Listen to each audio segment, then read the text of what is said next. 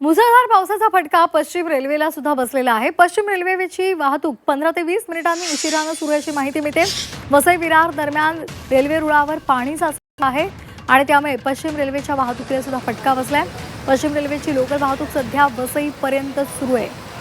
हे दृश्य नालासोपारामध्ये सकाळी 8 वाजता किती पाणी साचलेलं होतं ते आपण पाहतोय, तर वसईमध्ये सकाळी 8:30 वाजताचं दृश्य आपण पाहतोय।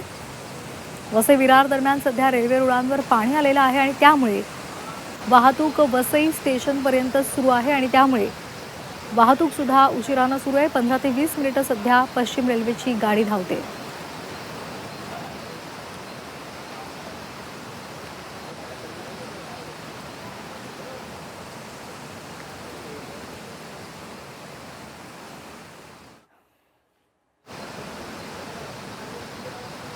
या संदर्भात अधिक माहितीसाठी आपण जाणार आहोत आमचे प्रतिनिधी प्रथमेश तावडे यांच्याकडे।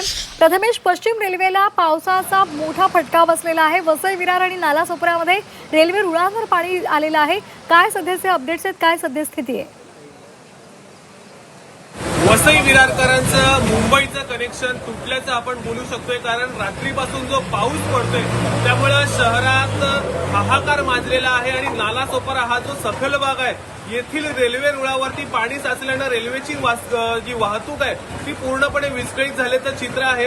आज सकाळी जो नोकरदार वर्ग आहे तो कामासाठी निघाला होता, मात्र रस्त्यात साचलेलं पाणी आणि उशिरा असलेली रेल्वे यामुळे अनेकांनी पुन्हा घरी येणं पसंत केलेलं आहे। तर अनेक जण आपण पाहतोय की रस्त्याने पुन्हा घराच्या दिशेने जातात, कारण शहरातली जी वाहतूक व्यवस्था आहे ती पूर्णपणे कोलमडल्याचं चित्र आहे आणि शहरी भागासह ग्रामीण भागातले जे प्रमुख रस्ते आहेत ते अशाच पद्धतीनं पाण्याखाली गेलेले आहेत आणि लोकांचं जनजीवन विस्कळीत झालेलं आहे। खरं तर अर्ध्या तासाहून अधिक काळ ट्रेन उशिरा असल्यानं जे नोकरदार वर्ग आहे त्यांना आज खरं तर सुट्टी घ्यावी लागते आणि घरी परतावं लागते। आपण आव्हान करू इच्छितो या सर्व लोकांना की गरज असेल तरच घराबाहेर पडा, अन्यथा बाहेर येणं टाळा, कारण आज संपूर्ण जिल्ह्याला रेड अलर्ट जारी केलेला आहे। इथल्या शाळा महाविद्यालयांना सुट्टी दिलेली आहे, मात्र जो खाजगी नोकरदार वर्ग आहे तो कुठेतरी कामासाठी निघतो आणि त्याला मोठा त्रास सहन किंवा कसरत करावी लागते। त्यामुळं अनावश्यक जर